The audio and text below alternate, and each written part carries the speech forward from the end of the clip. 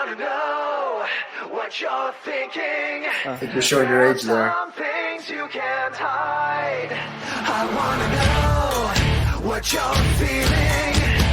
Tell me what's on your mind.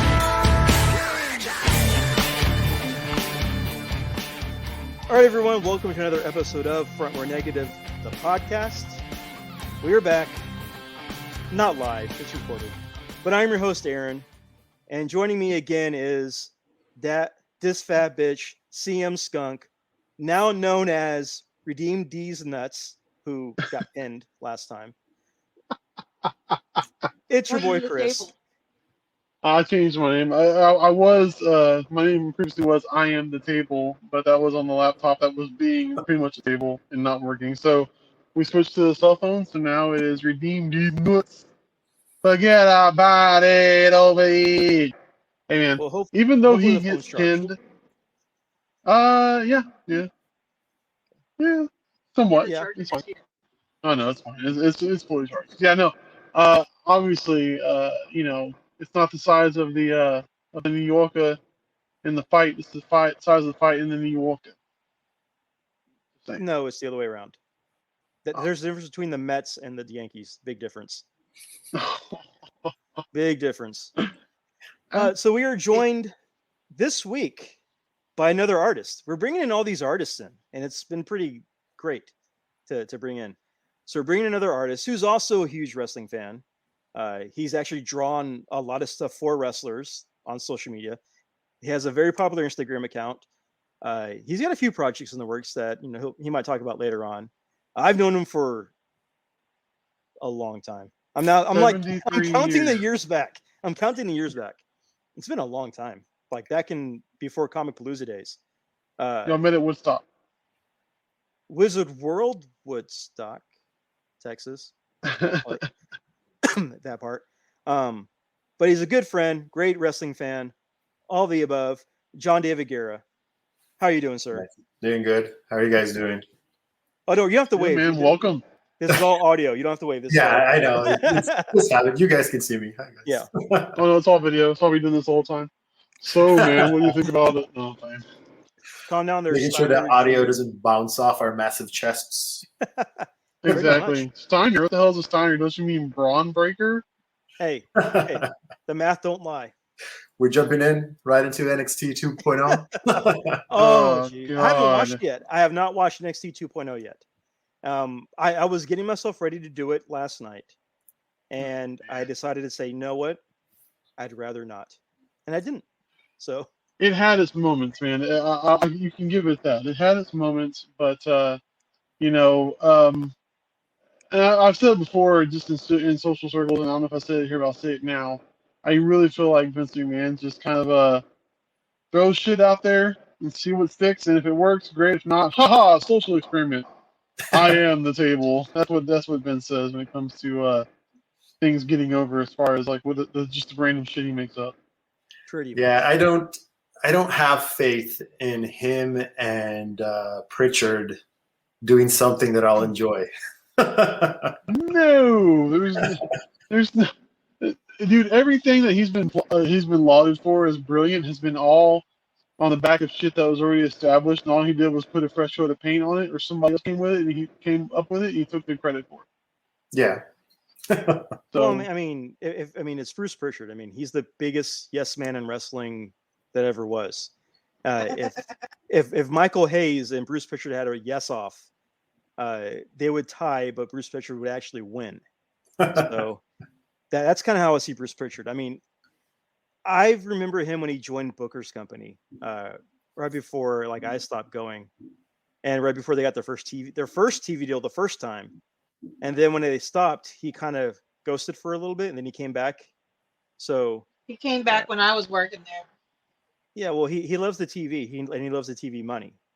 But loyalty is only as far as the dollar will go with him. But let's kind of jump in, since we're talking NXT, let's kind of jump in with our first segment, and pretty much our only segment on the show. What are you watching? What are you reading? What are you listening to? What are you playing if you are a gaming person? John, so besides NXT 2.0, Mardi Gras, Wale Mania Edition, what else are you watching? Oh man. or doing? Let's see. Watching a lot of wrestling for sure. NXT UK has been my go-to show right now. I sadly don't have cable, Okay. so I can't watch AEW. Oh And man, oof. you're What missing. what I'm gonna do for next week though, because of the main event, is I'm gonna get a Hulu Live free subscription, Yeah. and I'm gonna see how many times I can do that. I was gonna say, I wonder how long it would take you to get tired of hearing WrestleMania come to you with more wrestling action. You ever heard that? The way he says that shit at the end of the video is so annoying. Anyway, go ahead. Yeah, all I see from AEW sometimes is what is it? Their YouTube stuff. Yeah. The BTE. Dark and Elevation. Yeah. And let's see, what else am I watching? Not much, man. Being a dad, it takes up most of my time. Yeah. Working on stuff takes up most of my time. I saw Malignant. Ooh. Yeah. That's kind of a hot that's kind of a hot topic right now. Is Malignant. Yeah. That one was I'm something. sure they have a shirt at Hot Topic. Oh, they have a shirt at Hot Topic? I'm sure they I'm will. fairly certain. They might. They might. They'll probably have one in They have 10 a whole years. damn end cap. Well, they'll probably have one in 10 years when it becomes a cult movie, Cult classic in or something. parentheses, a cult classic. It will never be one. Or better yet, there's probably a pop for it that was limit 17 for all those neckbeards out there that got up at 6 o'clock in the morning to get in line in front of Hot Topic. Probably. So what did you think of Malignant without giving spoilers away? Because I think a lot of people still haven't seen it. They're on the fence about watching it. What did you think? It started off okay, where I was just like, oh, yeah. Okay. And then it got really wacky really fast. I'll just leave it at that. Yeah. And I was just kind of like, I think I like James Wan's like other stuff. Like I think The Conjuring and Insidious are like two modern classics. Like I really enjoy those. And I agree. Especially The Conjuring. But I think I had my expectations set too high, and then watching it, I was just kind of like, oh, I was not expecting this to happen at all. Yes, I'm in the same boat. I did watch it. I think the trailers had teased something else, and then when you watch it, you're like, wait, where did all this come from?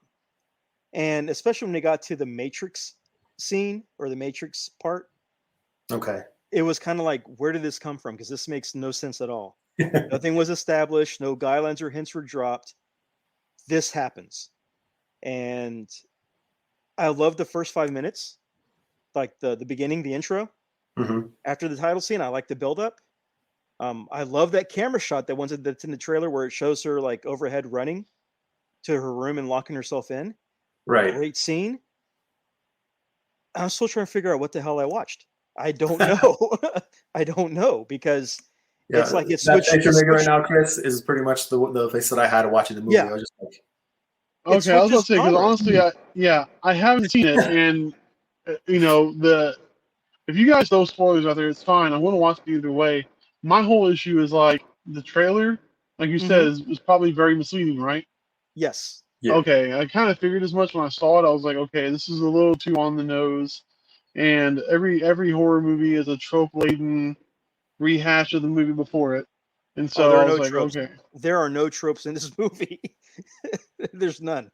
What the hell's going on with this movie? It's like it's like if James Wan watched an episode of Treehouse of Horror, he watched Basket Case, and he watched Halloween Part 5 and The Matrix, and made a movie, and it says, I'm going to include all of it. All of it. And that's the movie. Well, I would say there might be some. I don't think this will be like giving anything away, but like some early '90s, late '80s kind of crazy horror. I remember it kind of reminded me of like when I watched Lawnmower Man, like for the first time. I can kind of see that. I Yeah. can kind of see that. I mean, the practical effects that they did have, like the The suit, the other side of the suit. Hmm. That was amazing. I love that. I thought that was great. The yeah, I love the practical effects. I'm just gonna leave it at that. I love the practical effects. When they brought in the CGI, I'm like, why? It doesn't need the CGI. It really didn't. But it happened. But yeah, Chris, watch it. You should check it out. Yeah. Be confused. Make sure you don't fall asleep. Maybe you'll love it. Maybe like with lowered expectations, you'll go in and wow, this is Lowered amazing. expectations. The only thing I don't like Expectations. lately has been like the people who have come out, and these are the same people that say like if you didn't like Man of Steel, it's because the movie's too smart for you. Hmm. Same people are defending this movie as it's being like a godsend, and I'm like, Oh, I hate that. That is so for the trope. yeah, that's the trope for this movie. But I mean, it happened. I watched it. I'm not one of those people that's complaining that I want my 2 hours back. I watched it. I didn't hate it. I didn't like it. Yeah, same here. I didn't hate it either, but I was just like, but okay, I'm never gonna watch it again. I'm it's never there. gonna watch it again. Yeah.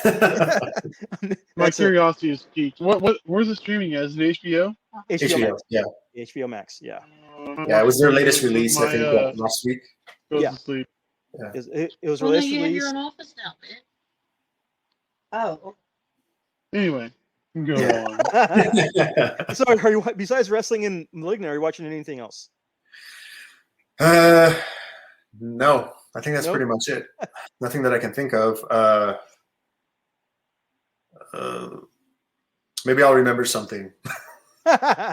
maybe Watching Yeah. that you bank remember it. account dwindle away, being a dad with a new baby and stuff. Yeah. Yeah. My parent brain is also just all, I know that feeling. mushy. I'm planning like a last minute birthday party because my son didn't want to go see Monster Jam at the last minute, instead wanted a birthday party. So I'm putting that together. Which is really weird, but yeah. Yeah. Hey, he's turning 7, or he's officially 7. So, it happens, I guess. I guess. Chris, you're up. All right, Chris. So, what have you been, Chris? Anything? Playing, watching, reading? I mean, definitely finished watching all of the Marvel What If animated series on Disney Plus. I honestly think I think one of the things Marvel kind of came up short on for a long time was their animated films. Just because I think maybe the animated films they were picking, honestly, well, it was based off the Ultimates universe, which didn't do very well in the comic books anyway. The only thing they speared out of that was Miles Morales, if that tells you anything, obviously. So, Yeah. they couldn't really translate like what happened in the Ultimates comic books to those movies because didn't Blob eat the Wasp, and weren't Scarlet Witch and Quicksilver bumping uglies, and it was a bunch of hoo-ha nonsense, and you couldn't put that in an animated film for kids. But then again, like there wasn't anything. I wouldn't say there's anything racy. Whereas DC's starting to go towards their Black Label darker stuff for their animated films. I think Marvel's finally catching up to DC on the animated stuff, where DC is just I think killing them on that. DC is also running out of Batman titles to animate. So, that's a thing I watched. I watched Long Halloween, the animated one that came out recently. Yeah. How is that? It's I actually enjoyed it. It has like an interesting soundtrack also. Like there's a few changes that they did, like subtle changes, but I heard people complaining about the animation, but I actually kind of like it where it looks like a little messy. But okay.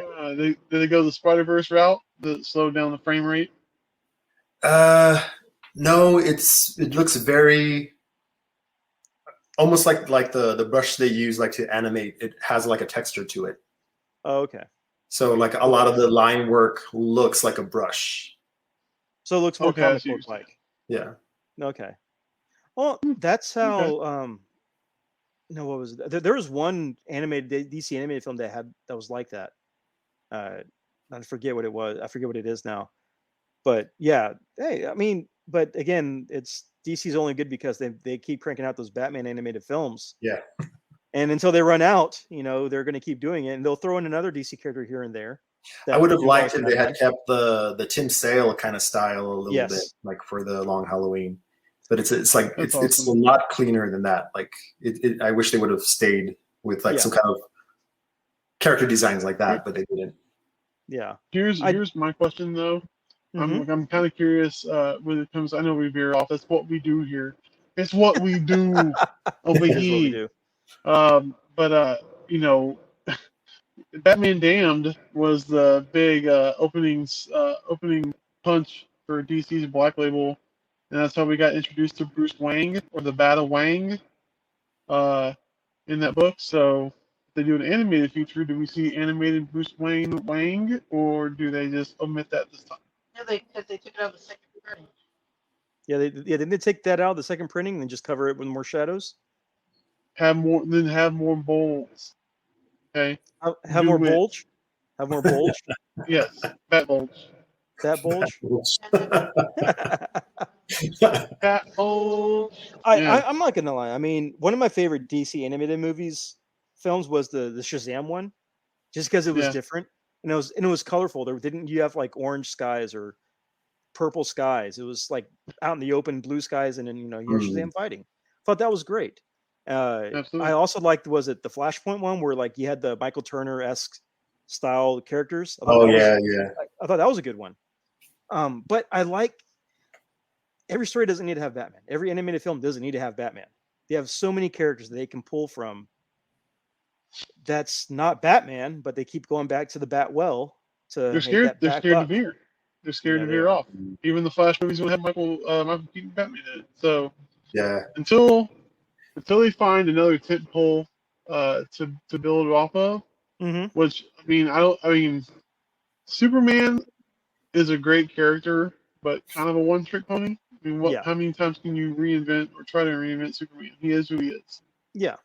And, same thing with Cap. Honestly, Cap is the big blue Boy Scout. It's the same book, different page or whatever. But anyway, no, I definitely enjoyed the What Ifs. You said you watched them all, Aaron? I am caught up on the What Ifs. Oh man, you said you watched none of them, John.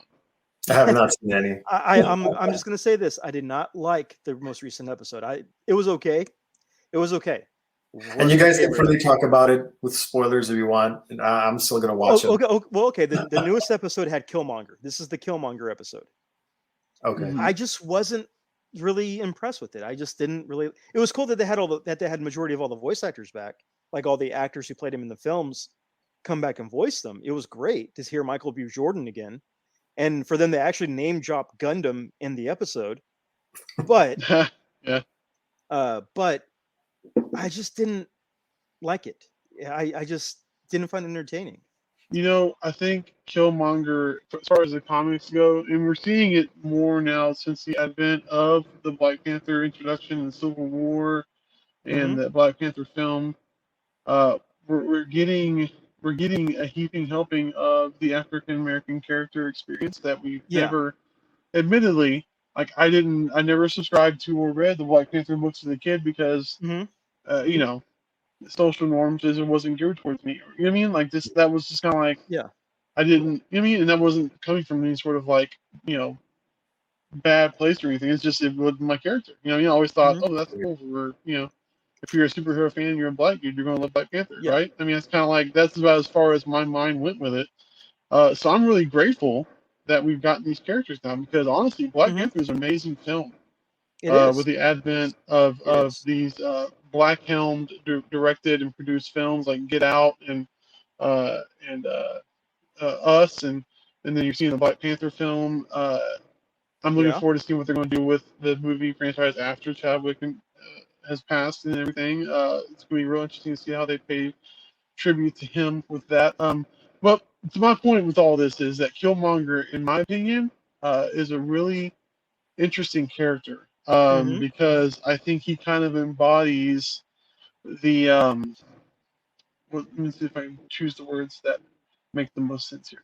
I think Killmonger because this is coming from this white male or whatever. Like I don't have the black experience. I don't know, but I can tell you from what I've gleaned from watching Killmonger, and especially in this last episode, he's God, man, militant's not the word. It is Mhm.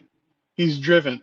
You know what I mean? He's Yes. driven by an ultimate sense of dedication to Wakanda, aka Mhm. his black brethren.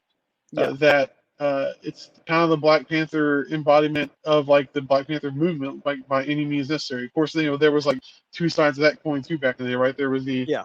pacifist, peaceful side, and there was the take no shit side. Killmonger embodies the take no prisoners side of it, Mhm. because he grew up in the projects and saw the struggle that black community. I mean, I guess I'm saying all this to say that I kind of disagree with you on it, because Mhm. simply for the fact that I think it was really smart how he did it, because he is a well-trained killing machine in the military, because that's what he had to do to get to survive. Yeah. And much like a lot of people have to, they join the military. Most do it because they want to. Some have to do it because they have to do it. Unfortunately, I think Killmonger embodies that. So Mhm. I'm hoping I'm getting this. I'm hoping I get my point across here. I really like Killmonger as a character because I know he's a villain Mhm. by regular standards, Yeah. but is he though? I think he's. It's really a His point of perspective. motivations make sense, like Yeah. of why Right. he would do what he did or what So he does. Yes. so Chris, I after think hearing he's kind of like how like Joker tells Batman, "You're going to have to break your one fucking rule." Like Killmonger breaks that one fucking rule. Like I will Mhm. get my point across one way or the other. Like I'm not afraid to do you in if that's how I get what I need to happen. And Yeah. that's from what I know of the character in the books. He was a no Mhm. nonsense guy too. But Michael B. Jordan, dude, like Mhm. I know that dude is a fucking amazing actor.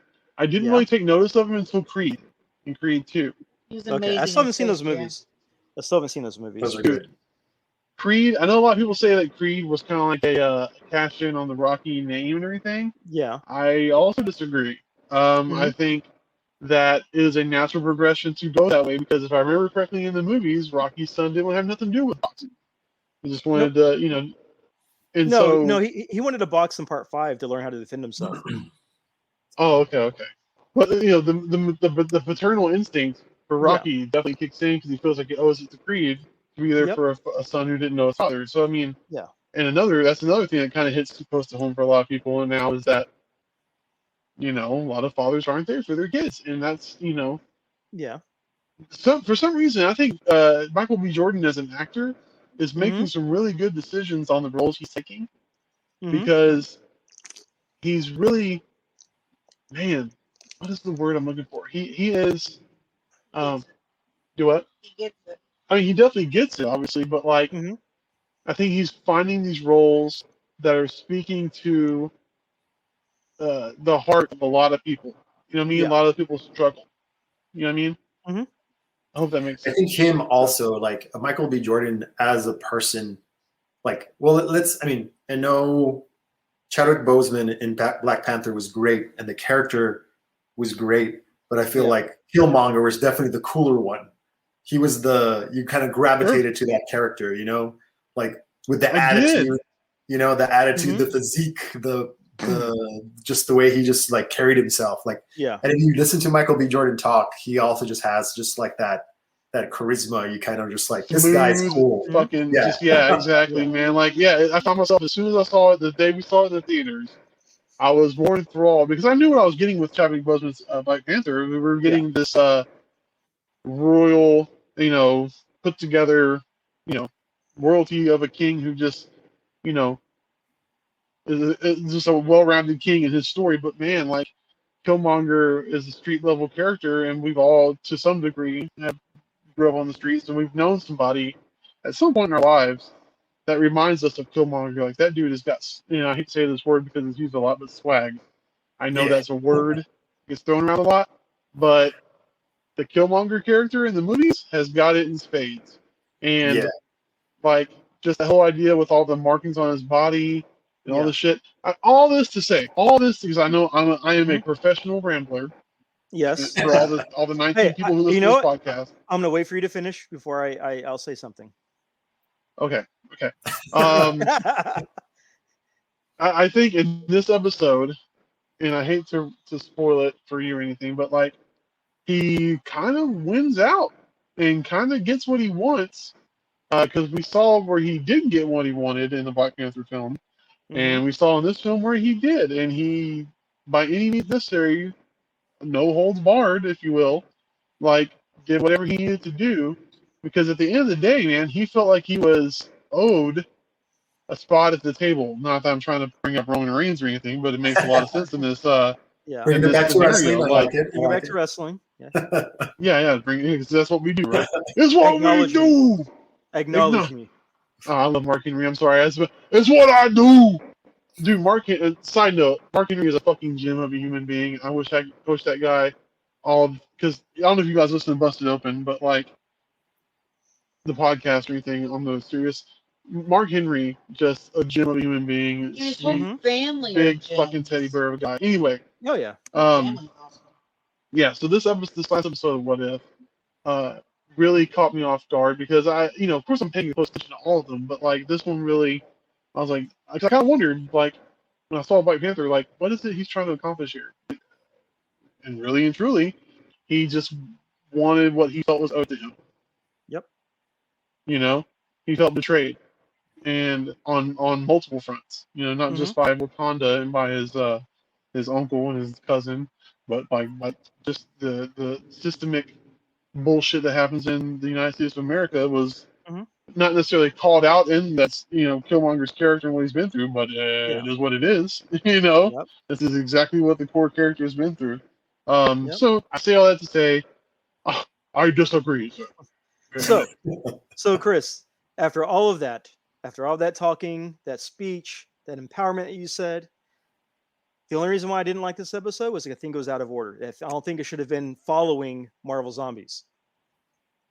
It was a good episode, but not my favorite. After following the Marvel Zombies episode, that's a tough episode to follow. Let's be honest. That was a sick, yeah. I can go up on that one too, man. That was awesome. Well, when they first announced and they showed the trailer for What If, what was everybody talking about? They weren't talking about Star-Lord Panther. They weren't talking about Peggy Carter. They weren't talking about Killmonger saving Stark. No, they were talking about Marvel Zombies the entire time.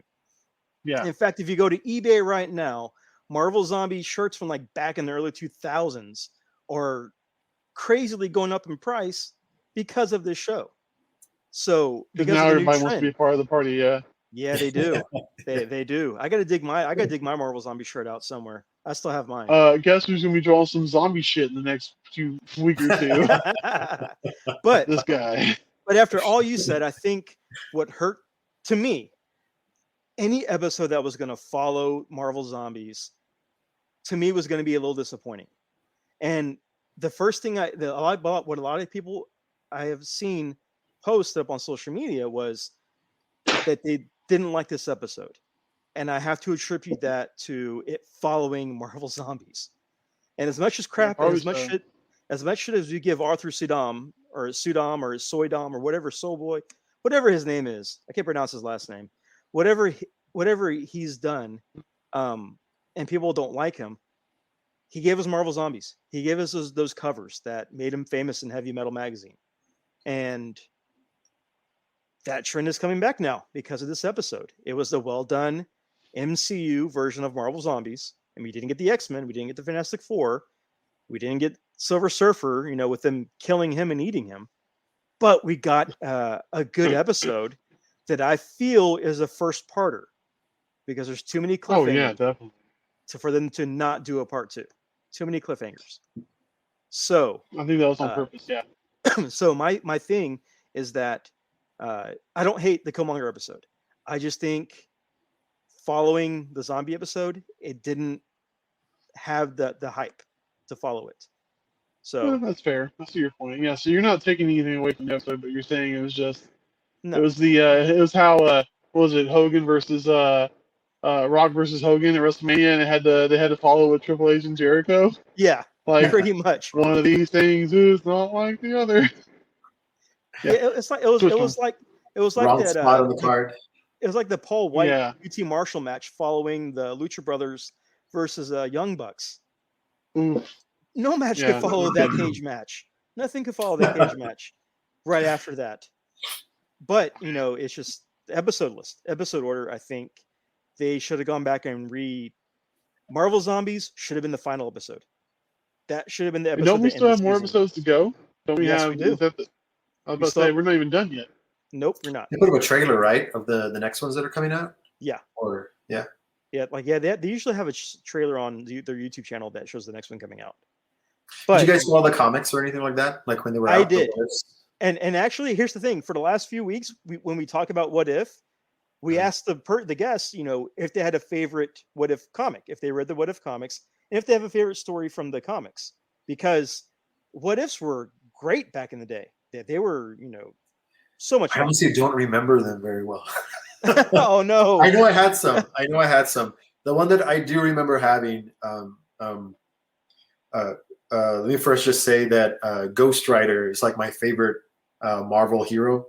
Yep. And the one What If that I remember is what if Danny Ketch's sister became the Ghost Rider. Okay. Instead of Danny. Yeah. And so it was like a female Ghost Rider, and that's the only one I remember. Okay. But, no, I usually bring up the one that because I remember the cover the most. It was What If number 50. I think it was volume 2 or 3. What if Hulk killed Wolverine? And it had that chrome cover where I do remember had like that Wolverine's skull with the Hulk in the reflection because he's right. Yeah. That one was my favorite. There are a few like what if Rogue never ran away and she stayed with Mystique, and her and Nightcrawler became legit adopted siblings and all that. There are a lot of good ones out there that are a lot of fun to read. I know a friend of the show or a former guest, Bernie, got like the giant omnibus of What If that he just recently got in, and he's reading that. I'm like, man, it's pretty lucky right there. Pretty awesome. I'm sure you paid a pretty damn penny for it too, being that you bought it so recently. 30%. He said he gets them at half off. He pre-orders them and he gets them at half off. So I need to get that link from him because I want to get that What If book as well. It's pretty cool. That would be awesome. Like 60 issues, I think. Oh, nice. So one thing I did want to bring up is I saw it, and it was a trailer, and I've seen it a few times, honestly, and I'm looking forward to seeing more of it. And my wife will be the first to tell you that I'm definitely not the anime manga guy. Like, I don't know much about it. Yeah. Yeah, shocker of the century. But the Star Wars anime series that they're doing for Disney Plus, dude. Oh yeah, that cool. Shit looks amazing. Yeah, I want to see every single episode because just the idea that it's going to be some artist, just an artist interpretation from the anime, different forms of anime style. Yes, like just those quick clips, man. Like I think I saw Boba Fett once in one of the clips. I was like, come on, show me all the things. Have you? Did you ever watch? Did you ever watch the Halo Legends movie thing? They got a one with Mike Coulter in it. No, wait, no, he's not in it. I don't think. I don't remember. But there's a live action. The guy who played Luke Cage. No, it's not. It's not. No. You're thinking Nightfall. Legends is. It's an anthology, also. It's an anthology. Like it's 5 different stories from 5 different anime. Makers. No, I did not. So you have the people who made Dragon Ball did an episode. The people who made the Castlevania series do an episode. The people who did the the watercolor style of I forget that. The what? Does Bones do one? What have they done? My Hero. I think they did. Toei. I think they teamed up with Toei. To do because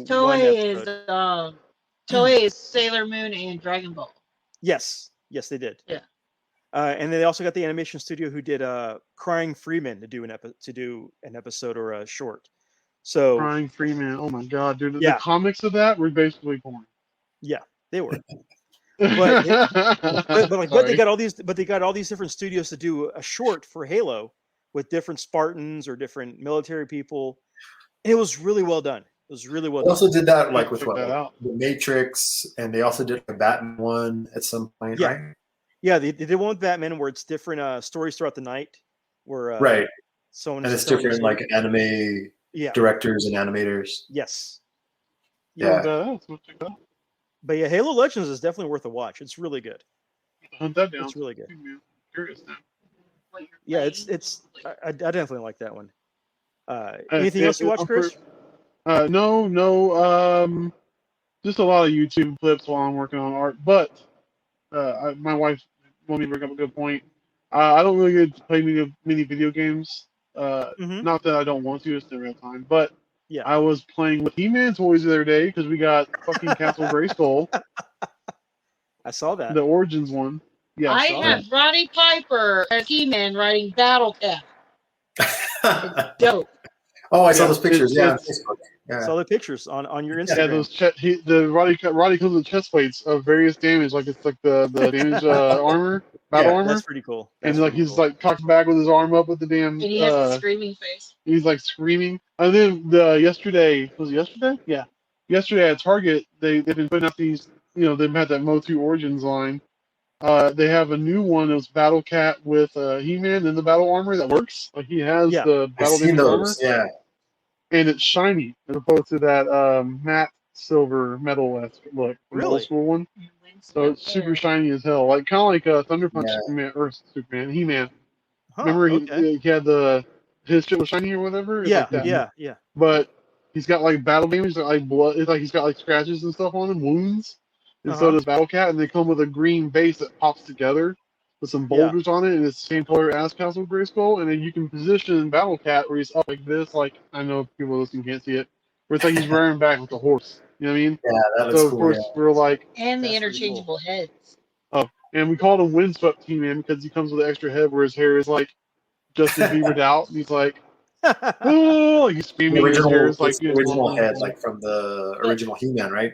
They have like the head that he has on.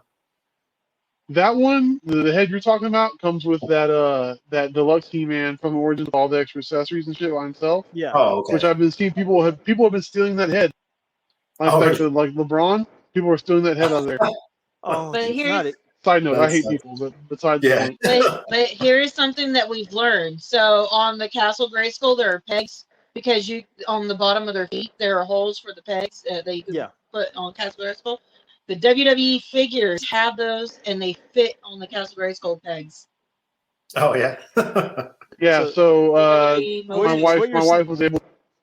She was able to peg Stephanie McMahon. She pegged. She pegged Stephanie McMahon. Yes, she did, and I watched. Stephanie? It was awesome. Well, the New Day are on the Sky Rider. Well, she didn't peg New Day because Big E's won the belt, so we didn't peg him. He was on the Sky Rider. Turn the page. That has foot pegs on it, though. But the WWE Motus fit the foot pegs for the Castle Grayskull. Yep. A He-Man figure that I picked up recently that I had to pick up was the Lords of Power version of Beastman. Oh, have you seen those? Yes, I've seen that. It's like from the original character design that they did of the He-Man figures and it's like concept art. It's like the concept art. I saw a picture of that. There's a picture of that on the back of that one I was just talking about. Battle Cat and He-Man. I pre-ordered that one like a while ago.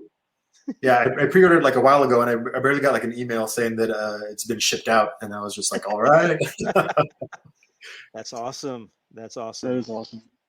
But Chris has all those He-Man toys, but he's been playing. I'm glad you play with that instead of playing with video games. Oh, I saw also your Haunted Mansion stuff. That's really cool. Boom, dude! You ever get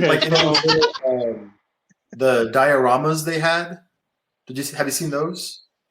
Those no. Wait, you mean the little paper ones, like little paper model ones? No, they're some of them are like plastic. Well, let me show you. I actually have one. Hold on. No, they're like plaster. They're plastic. They're like pop vinyls. No, they're not pop vinyls. It's like either a plaster mold or a plastic mold, but he'll show you. But I have one for the attic, and it's these. Those. It's like a little diorama set, like accessory set type thing. Oh, okay. Wait, I think I have seen that. Isn't that something they sell at the parks? Let me see. Yeah, I think they it was in the in the inside the store. Yeah, I got it off of the Disney. Yeah, website. I've seen those at the parks. Yeah, they sold those at the parks. So what John is showing us is like an accessory pack for the Haunted Mansion diorama set.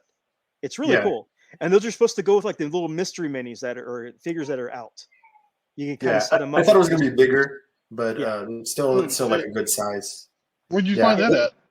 On the Disney website. Yeah, They had them for a while. Oh, Yeah, Yeah. because the first place we saw him was the parks. okay. Huh. Yeah. That's pretty dope, man. I've seen him at That is Movies pretty Glory. cool. That is pretty cool. Yeah, Haunted Mansion is my favorite ride, dude. There's no joke. Anytime we go, First one. which I know is a real first world thing for me to say, but every time we go, like we always ride like 2 or 3 or 4 or 17 times. The last time we went, we rope dropped Magic Kingdom, and we got in, and then the rope drop is like for each section they have a rope drop for different areas of Magic Kingdom. So we stood at Adventureland, right? Mm-hmm. No, we stood at The American Frontier? Adventure. American Adventure. That's Epcot, but Liberty Square. Yeah, we rope dropped Liberty Square, cut through Liberty Square by Harbor House. River House and God dang it, Small World and all that shit. And the whole point is, we were the first ones on that day. Like we literally were the first ones on Haunted Mansion that day. It's Nice. personal achievement for me. And then there were no dune buggies around us, and nobody was on the ride. There was nobody talking, laughing, nothing like that. It was a full on like private ride on the Haunted Mansion. It was dope as shit. Haunted Mansion's Every fun. time you go to Small World. I'm not gonna lie. First time I rode it, and the only time I've rode it, I was amazed at how it was, because I didn't have any hype. I expected to see, okay, I can see the animatronics, I can see that, I can see that, you know, that like that kind of condescending adult. And I'm going in, I'm watching it, and I'm sitting with Gwen, and I'm just like, oh wow, this is awesome. This is so cool. So yeah, I had a lot of blast with Haunted Mansion. Love that ride. Listen, Aaron, we're going to do an adult trip in October, man. Like adults only. You know what my answer is going to be. You already know. So you know, Wait, I don't know what's the answer. drop your kids off with John. He'll watch them. It's fine. It's not going to happen. But to kind of finish this segment off, because now we're like, then finish the segment off because now we're like 40 minutes in. I'll say I've been playing Dante's Inferno, which should be relabeled Gods of War: 7 Deadly Sins in Hell, because it's pretty much Gods of War with a guy with a scythe. It's an okay game. It's fun, but the puzzles are a bitch. I'm not gonna lie, puzzles are a bitch. So I've been playing that, trying to watch a lot of different things. I watched Malignant. I suffered through that, and caught up on the what ifs, wrestling here and there, but I just started watching Lovecraft Country. Ooh, yeah! I gotta say, I'm loving that show. I'm 2 episodes in. Dude, so good. Yeah. It's good. And I can see why this. Well, what got me into the show was that they said that the guy in there is going to be Kang in the Marvel movies. Right. So, and it's Lovecraft. I like the Lovecraft creatures. I love Lovecraftian lore and all that. So I started watching. And I'm like, okay, how are they going to do it? How are they going to bring in Lovecraft? It's well done. I'm not gonna lie. Probably as soon as I finish this episode recording, I'm gonna watch some more. It's good. It's just a lot of fun. I can't remember what episode it was, but have you seen an episode where they had to get out of town really fast yet? That was the first episode. That was the first episode? That was the first episode. I watched it like a year and change ago. Yeah. Like when it first came out. Yeah, that was the first episode. So they were in the Sundown Town, right? Sundown Town? Sundown Town. Dude, man, listen, I talked to other people who are horror fans that are African American, and they know all this shit from their families telling about it in family history. That's no bullshit, dude. Yeah. Like, it is like true. even now in Louisiana, there's still parts of Louisiana that there's literally different sides of the track, man. And that's not even a joke. It is. And I wish I could say it was a joke. I wish I could say I was bullshitting you, but it's fucking real. But like, when I watched that episode, my palms were sweating, and I have no dog in the race. I'm just watching a show, but like, I'm so fucking nervous for them. Yeah. Because we know it's funny because I feel like that's also like the real horror of the show is like that human horror. Where it's just like, oh, you don't know what these people went through, and then you see it, and you're like, oh man, mankind really sucks. Yeah, because it's like it's set in the 50s, and 50s, right, or the 40s. When they're sitting inside that diner, Yeah. they're sitting inside that diner because they want to get like something to eat, and then the guy that's at the bar, he just like walks off and he's on the phone, and they're just like, "We got to get out of here now." Yeah. You're just like, oh, man. Fucking crazy, dude. I'm getting chills just Insane. thinking about it right now. Yeah. It was I yeah. kind of want to watch it. The suspense is really well done. The set is really well. I mean, everything's really well done. My only Yes. complaint, because I'm a big practical effects guy over CGI effects. The creatures look great, but they do look computer. They do look very computer so far. That opening scene where he's in the in the first episode where he's in the war zone with like the UFOs flying over, and you see Cthulhu, and you see Jackie Robinson come out. That was great. I thought that was awesome. Yeah. But it felt too CG. It just felt too CG.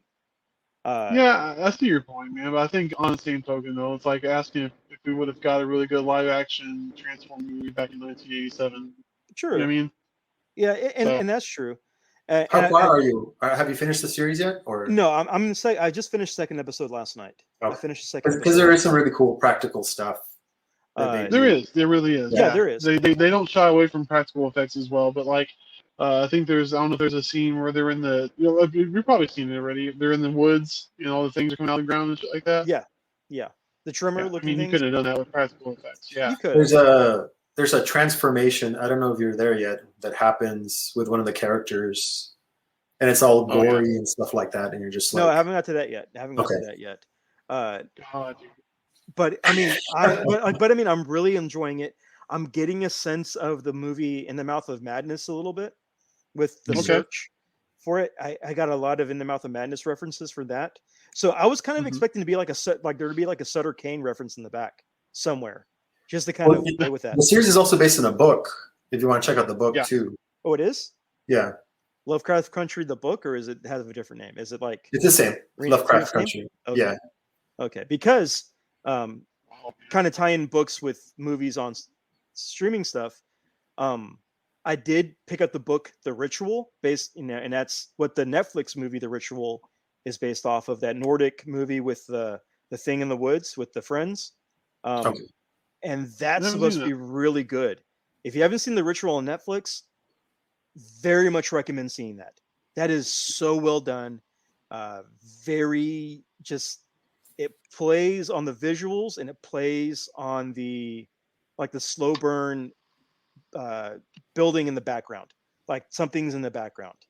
And it's the best way to kind of say it is like if you've seen the movie It Follows, it's like where you see something in the background, and as the movie gets farther in, it gets closer and closer. Same type of effect with The Ritual, but very well done. So that's awesome. Yeah, highly recommend watching that movie. And then I'm about to read the book when I finish my Twilight Zone book, so can't wait to jump into that. Nice. And as far as watching anything else, I think that's it. I'm trying to look around and see if I have any DVD cases or Blu-ray cases that I've thrown down out of anger for watching a movie. I don't see any right now.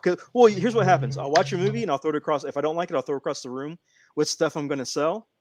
If I like it, I'll put it up on the shelf. And I don't see anything new on the shelf, so it's probably somewhere in the pile of stuff I'm going to sell. So there's that. But I can tell you. Yeah, I can tell you one thing I do want to watch. What's that? I would love to see a Nightmare Pro Wrestling animated series. At least some shorts. I would too. Well, we can kind of jump in that if you want to talk about your project, your baby, basically. Yeah, it's that thing's taking forever to finish. Well, you kind of rebooted it, didn't you? You kind of restarted it. Yeah, I finished the original one like a long time ago. I think it was around the time that I met you guys, like at conventions. Yeah. And then I met a friend. I met this guy, and we became like close friends. And he's kind of like a serial entrepreneur type, and he's he's really into comics and everything like that. And we hit it off like right away. And it turns out that he liked my stuff, and he was like, "Hey, why don't we?" Well, I guess I can say this because I mean things are still moving pretty slow, and we're not there yet. But he wanted to create like a comic book company here in Austin. Yeah. And he's like, we can start with Nightmare Pro Wrestling and see where we can go from there. And he has his own ideas. He's a creative guy too. Okay. So it took me like a year to finish each issue of the original Nightmare Pro Wrestling. I remember. So yeah. I remember. There's four issues of the original one. So that's 4 years of my life, you know. In one trade. They're all collected in one trade. Yeah. They're all collected in one trade. Which I have. I have too, yeah. It's awesome. So we thought like, how can we speed things up? Mm-hmm. So we decided to go ahead and hire out some artists. Okay. And we hired out 6 artists, and they did everything like in the span of like maybe 4 to 6 months. Uh-huh. And each one did a match, so each one pretty much did an issue. So that's 6 years in my time. Condensed down to 1. Yeah, so that was nice, and that was like a cool experience to see like their interpretation of like. So I did all the design work, I did all the writing. Yeah. And we were just gonna put together as another trade, but then COVID happened. Yeah. And that just like that slowed everything down. Like everything went down to a halt. And like he got busy with his business. I got busy with the kids, and I'm barely right now finishing up the trade, and I'm putting the pages together, and hopefully it'll be done before October, and then we can kind of do like Monster Pro Wrestling October Halloween kind of thing, and be like, hey, Nightmare Pro Wrestling has monsters in it just in time for Halloween, and push it out there and see who wants to pick it up and stuff. So have you thought about doing a Kickstarter? Let me get things off the ground, or what was that? Say, have you thought about doing like a Kickstarter or a GoFundMe to kind of help progress things further, or is that? Yeah, we want to do a Kickstarter or an Indiegogo also and see what happens. He's mostly sticking with the business side of everything. But my friend's name is Ryan, just so I don't have to say that guy, my friend. That guy?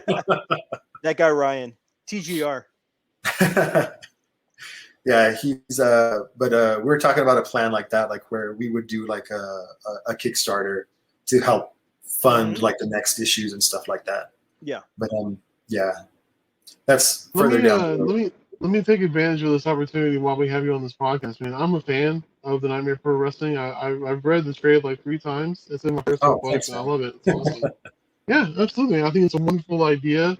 I think that there's so much potential to market that in not just the book, but in animated serial shorts or hell, even like miniatures and mystery minis or action figures or pop vinyls, anything of that nature.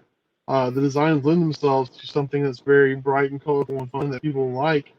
Right now, we're just in this the crux of just collect, for lack of a better word, collectomania, which is the name of my my little collector store at the Marketplace Antique Mall in Houston, Texas. Anyway, we're in that renaissance, man. Where just nostalgia is kicking ass because as much as the world sucks, we want to buy back our childhoods. We're buying all things that we love, any version that we can get our hands on.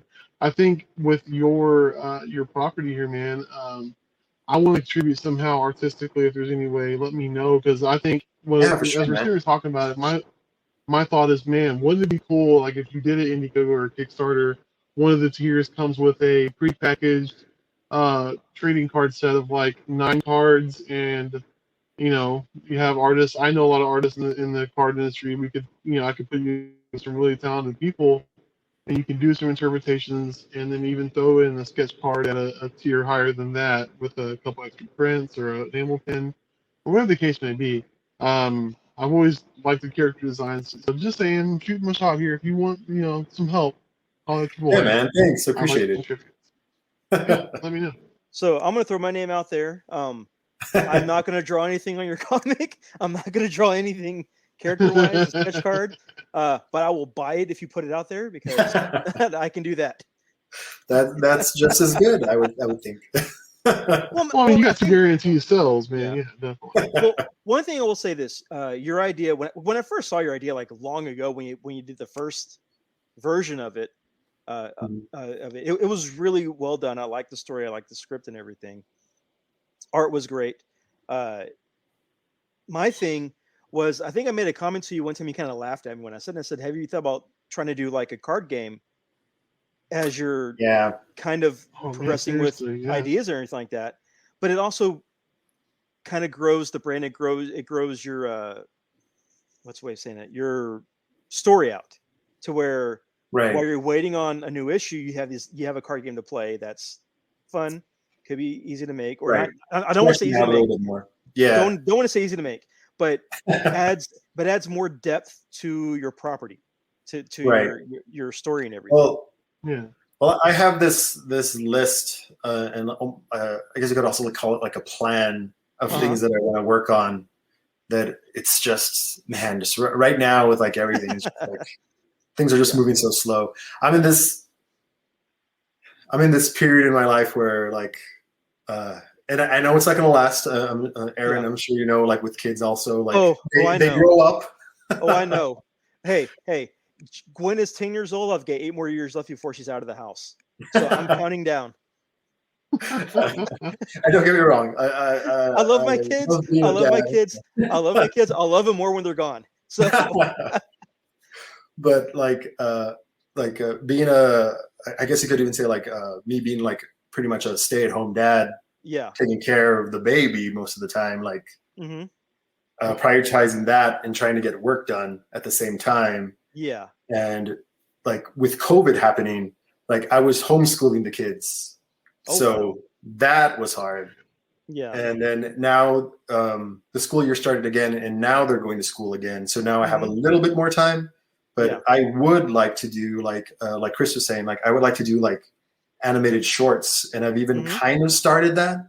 Okay. And there's like some other ideas, like from out of nowhere, like I told my sister, like she likes making like puppets and dolls and stuff like that, and I was like, hey, would you be interested in doing a puppet of one of my announcer characters, and then I could use that like to promote the comic or something like that, you know, kind of like a Sean Mooney from back in the day, you know, like he's at the desk and being like, oh, the next pay-per-view, this is what's going on, right? Yeah. And she's like, yeah, just that would be fun, just let me know. And then like she did it on her own, and she surprised me with like this giant puppet that I hope to use at some point. But that's awesome. But yeah, there's things that I'm working on that are slowly getting done. Hopefully, eventually. Also, man, like so it sounds like you're taking this animated short thing pretty serious. Let me know if you need some voice acting done. I work very sure. Well, and we know Joe Bazzano. We know Joe Bazzano, who does voice work. Yeah. Yeah. I've been also just wanting to figure out like a way to maybe even set up like a pitch Bible and being able like to pitch it out and see if anybody would be interested or something like that. So, well, here's your pitch right now. If you're say like all our listeners have never heard of Nightmare Pro Wrestling, just describe it to them. Like, you know, what is Nightmare Pro Wrestling? On the spot. On the spot. If you want to use the original storyline that you used back then for the first trade, go ahead and use that, because I know what Nightmare Pro Wrestling is. Chris knows what Nightmare Pro Wrestling is, but there's probably somebody out there that hasn't heard of it that might want to like look into it. Okay, well, it's pro wrestling monsters trying to become the Nightmare Pro Wrestling champion, with all of the fun wrestling drama that comes along with like wrestling. But it's very wrestling focused. Like this new iteration is like, Whereas the original version, it was like a story of a tag team and all their adventures that they go through to try to become tag team champions. Yes. This one is told like a wrestling show.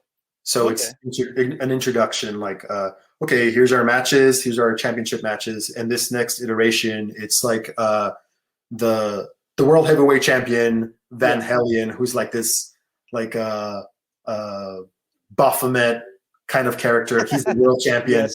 He's fighting against his rival, Big Drac, who's this big, pumped up Dracula.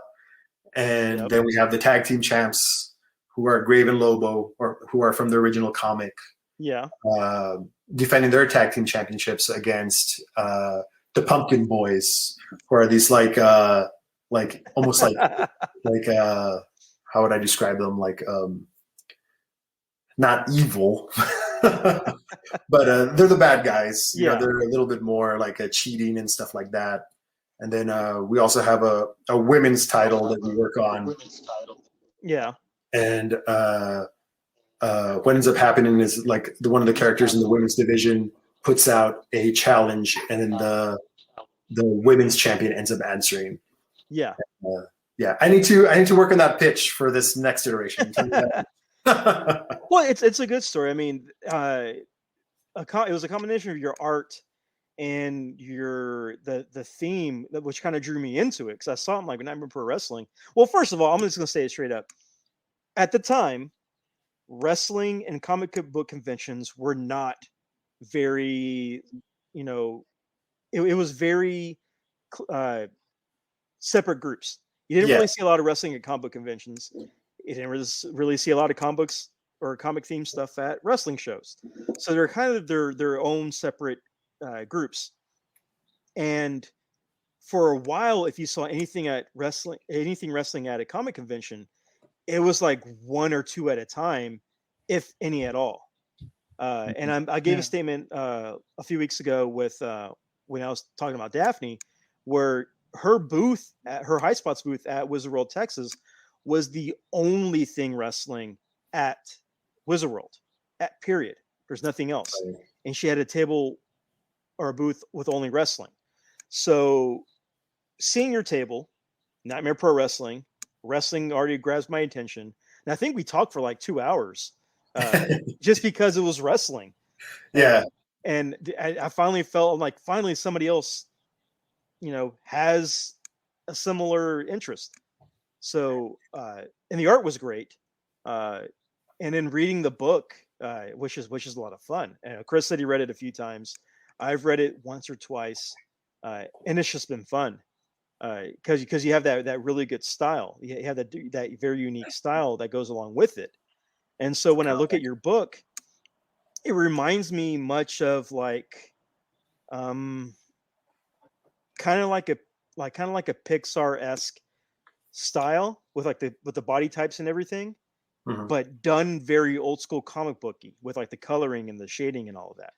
Okay. So it's very different, and that's what I like that. I like that style.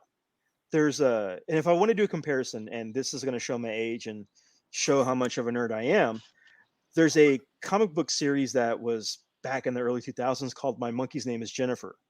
And the style of that comic was very reminiscent in your work, because it was very well done, very smart, not simple, but had basic palettes to it. So it was just different. It was just very different. And that's kind of what I got. That's kind of what drew me in, and it was a lot of fun. But I have to ask though, so who did you base the characters off of? Because I can see a few similarities with like the monster designs, but as far as wrestler personalities, who did you kind of go after with your designs? Hold on, let me get my daughter. Oh, that's fine. That's fine. Okay. Yeah, she woke up and she's just been here chilling. No, with the original ones, hold on, I need to talk. Okay. She's asleep under the desk. Oh, she's under the desk? Yeah. Let me see. The first version of the comics. I can't remember who exactly I. Let's see. I don't know if I really based them on anybody specifically. Mm-hmm. I think their personalities are like kind of like those wrestling archetypes. Like you have like the angry guy, you have the technical guy, you have the high flyer. Yeah.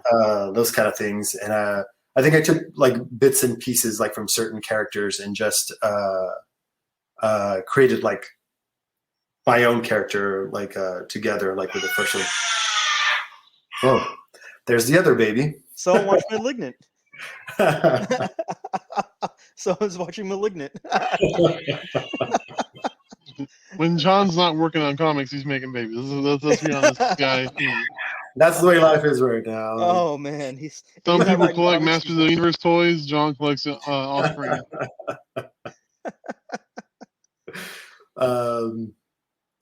Let's see. Okay. I lost my train of thought. Something about babies. Oh yeah, when you're not writing comics, you're making babies.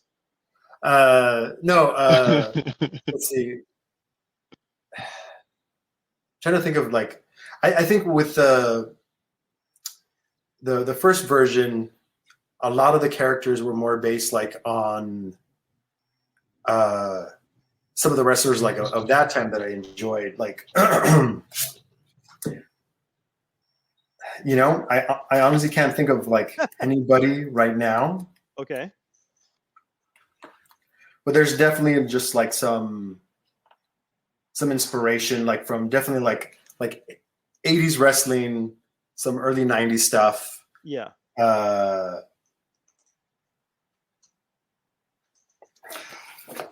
What characters do you think like did you think that I had inspired them by? Well, obviously, Lord Drac was very Brock Lesnar-esque. Oh, that's true. There you go. Now you're getting my mind going. Yeah, that guy was inspired by Brock, like at first. Like I tried the original design was kind of just like it's just like this big muscular baby looking character. Yeah. It was like, he was inspired by Brock for sure. Especially with the chest tattoo and the veins. Yeah, the chest tattoo, yeah. That one's a little Brock Lesnar and Hordak kind of idea. There's a character Maldito that's like a technical wrestler, and that guy he has pieces of like I would say like Pete Dunne and some Zack Sabre Jr. in there. Yeah. Strong style. And there's bits and pieces like the newer version of Logo Engraved. There's a little DIY kind of in there, like that kind of relationship. Yes, they try to create. Definitely see that. And let's see.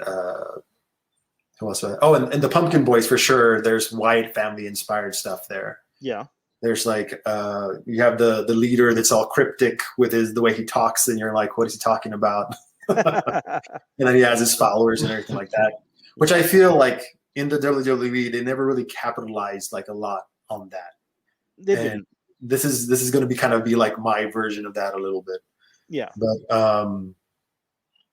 let's see. You got. I'm just going to say this: your original interpretation of Lobo. Uh-huh. I honestly thought that was a mix of Terry Funk and Mankind, or Terry Funk and Mick Foley combined, because of the attitude of like being unsure. Was that the werewolf guy? Yeah, that the was werewolf guy. Yes. Yeah. Okay. Yeah. He was cool. He was in the original version. He was a lot more cowardly. In this version, he's a little bit more. He doesn't want to take chances, and then his tag team partner Grave is the one that takes the chances. Yes. So back then it was like Funk and Foley. Now it's like RK Bro. Yeah, something like that. So maybe not as obnoxious. Yes, not as obnoxious. But the characters are great. I know I've always kind of harassed you, but hey, I know How about in the audience, you have a guy with a backwards hat and some sweet sideburns and a pair of aviator glasses, just to kind of, wink, wink, nod, nod to like one of your super fans out there. Well, I Just remember you saying. pointed out that there's a character there that kind of looked like you, and I was like, oh, well, yeah, you can say that. Like, but I didn't draw that issue or that panel, and I was just like, okay, yeah, let's go with that. That one's there. It's telling you open up a Patreon, to help fund this, and if you put in like a $5 amount or a $10 amount, you could be in the audience. Yeah, that's in the plans too. That's in the plans too. Dope, man. Yeah. Patreon's definitely there, and maybe some like more videos. Like I had been doing like I don't know if you guys remember the Monday night draws I was doing for a while. Yes, I do. Oh, yeah, Monday those are draw. awesome. Those are great. I've been thinking about like kind of doing something like that, but not as time consuming, and maybe more focusing just like on single matches and just like just to like expand the market a little bit and be like, oh, this guy also likes wrestling, and he does a wrestling comic, But I still have your CM Punk versus Brock Lesnar Hulk. Oh yeah, I mean, Hulk 181. Right, the cover. Yeah, the cover. I still have that hanging on my wall. So it's weird. Like I'm not saying I was the originator of like the comic book. I mean, not the comic book, the wrestling prints at conventions. But I feel like suddenly we're seeing like this influx of like all of this fan art that has to do with like wrestling that I love. Like you didn't see it much. Like maybe I'm dating myself now. Like you didn't see it much like 4 or 5 years ago. No, like, you didn't. And all of a sudden, there's like all these younger artists that are like, you see them loving pro wrestling, and they're really good artists, and they decide like to make like art prints and fan art and all this other stuff. And I'm just like, oh, that's great. Well, I know you had art prints. You had wrestling art prints. I think what also helped was the name Rob Schemberger, the WWE guy. Yeah. He started doing prints and shirts and all that.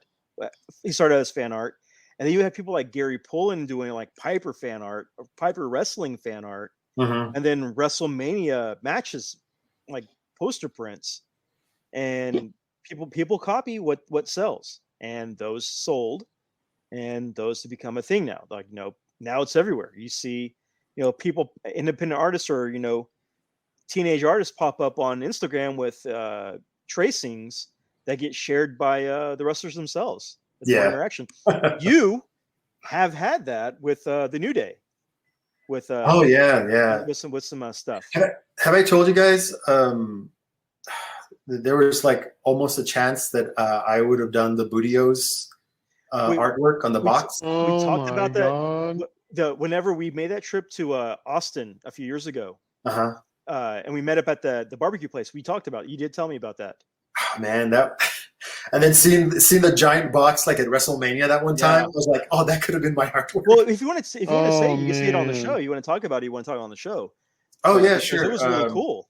Austin, Xavier Woods. Yeah, he contacted me on Twitter because I had done this Ginyu Force inspired version of the New Day, doing the Ginyu Force poses from Dragon Ball Z. Yeah. And he's like, hey man, would I be interested in doing a design for them for Bootios? That's like the cereal they're going to be doing because they had just started doing the Bootios thing, saying the Bootios thing, and I was like, yeah, man, of course. Yeah. And he's like, yeah, we talked about pricing and stuff like that, and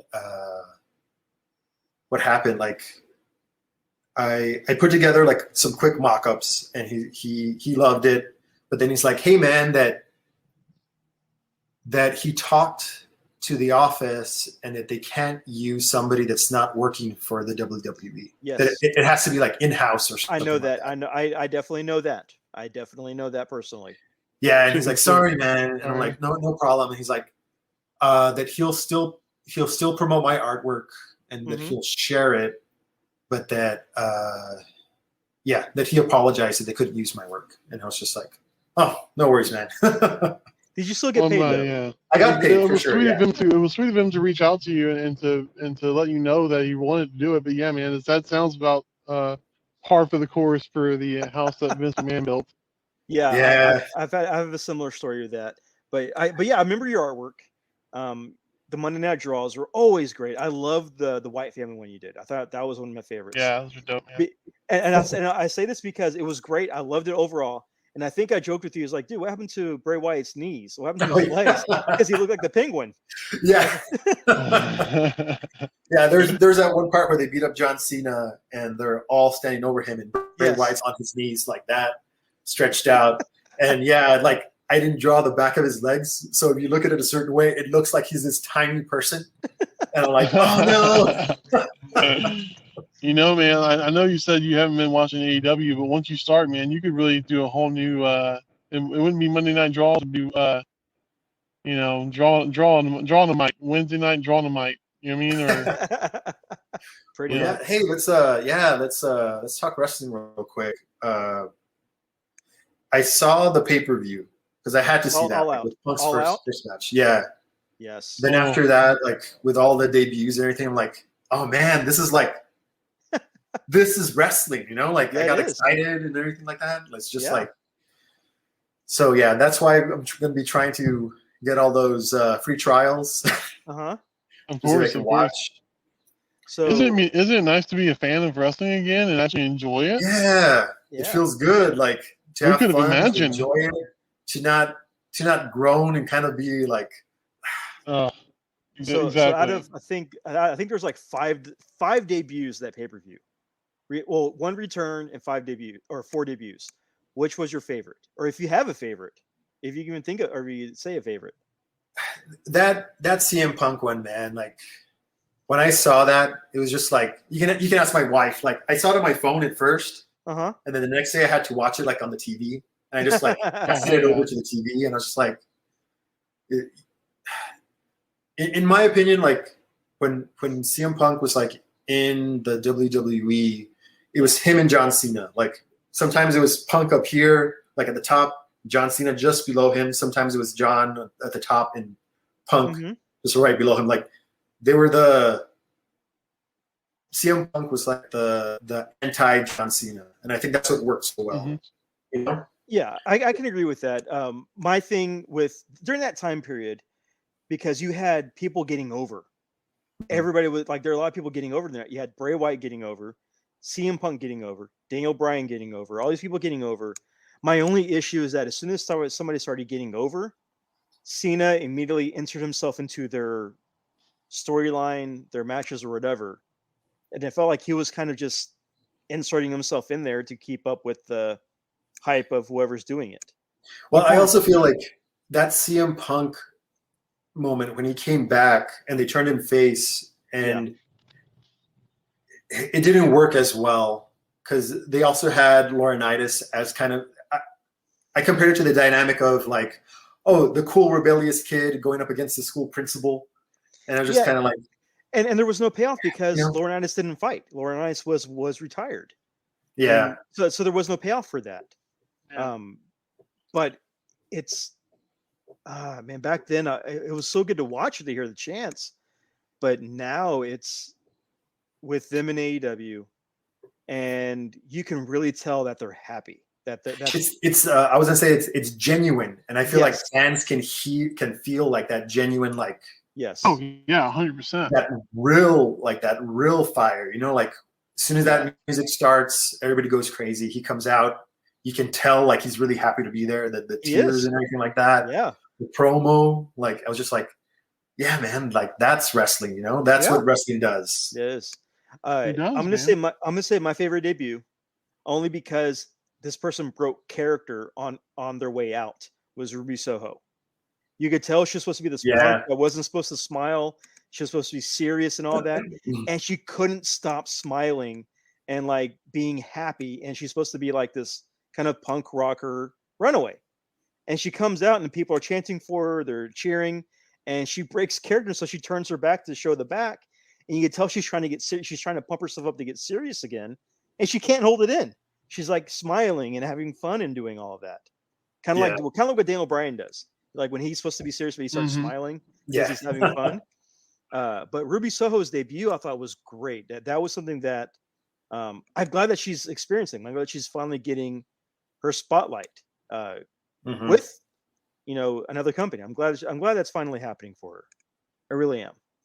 Yeah, absolutely, man. She's got the look. She's got the attitude. She's the ability. Kind of like she's like a female. Yeah, she's got the ability. We're kind of like like a female CM Punk, man. Almost. I mean, you have to make that that low hanging fruit assumption, but like she's got that anti-establishment feel, man. And god damn it, if the rest of the wrestling community right now isn't all about that, I don't know what they're about, because you're talking about anti-establishment, man. I think people are just so over the whole WWE watered down bullshit, and WWE is not for us anymore. It's not. I get that. I'm okay with that. I am fine with the fact they are not doing anything for my 40-year-old ass. I know it's for 10-year-olds with parents who have money. I get it. So, I can't see a young wrestler or a young person watching AEW and not being inspired to be like, oh, that's what I want to do. Yeah. Like, I understand if you're a kid and you watch WWE and that being your gateway to wrestling, where you're like, oh, Roman Reigns and all this other stuff. Yay.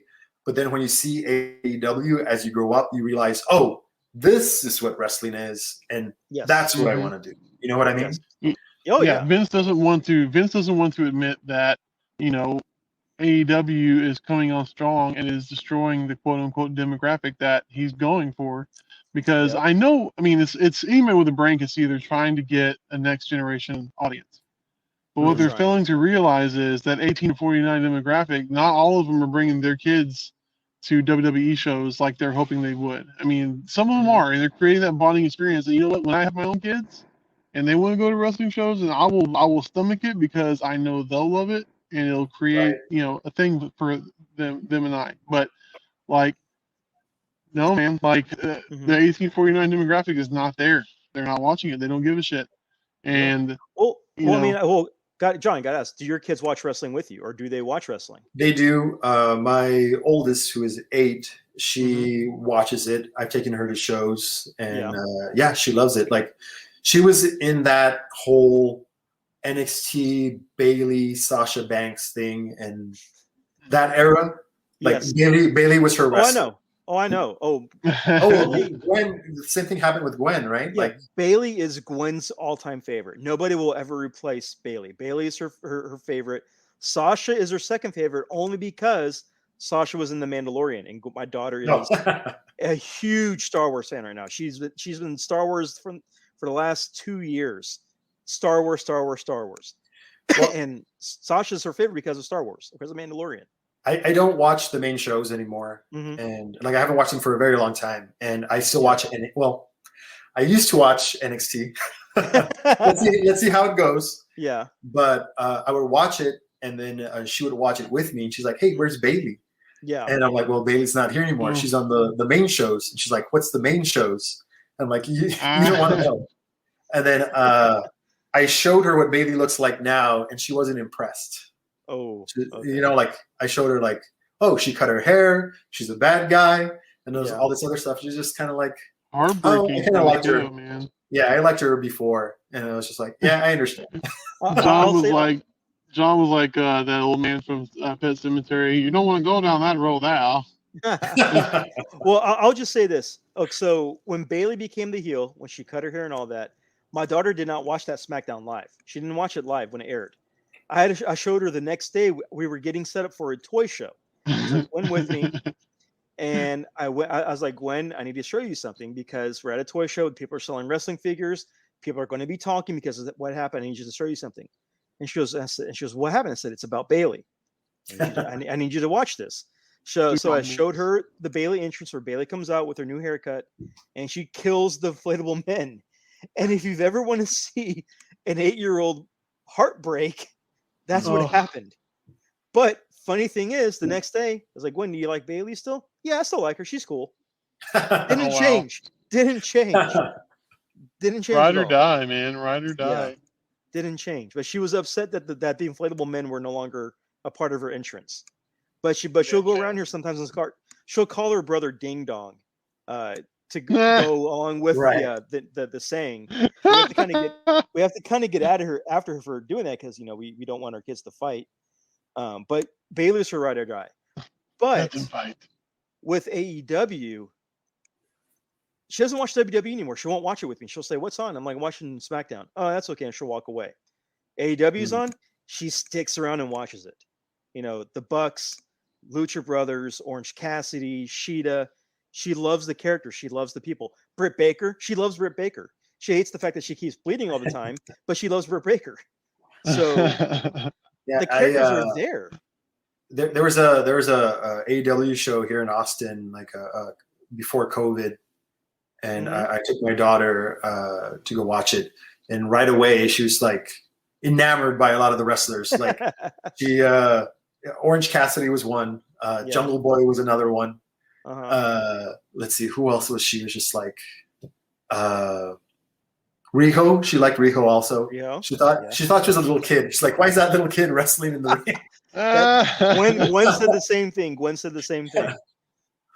Yeah, but it's interesting, like seeing it like from their point of view also, right? Like they're gonna grow up with that, and let's see. Oh no, just got a text message. That's it. But, and seeing like how they feel like that they had to change NXT, which I feel for a long time was like the best wrestling show on TV. Like it was, and like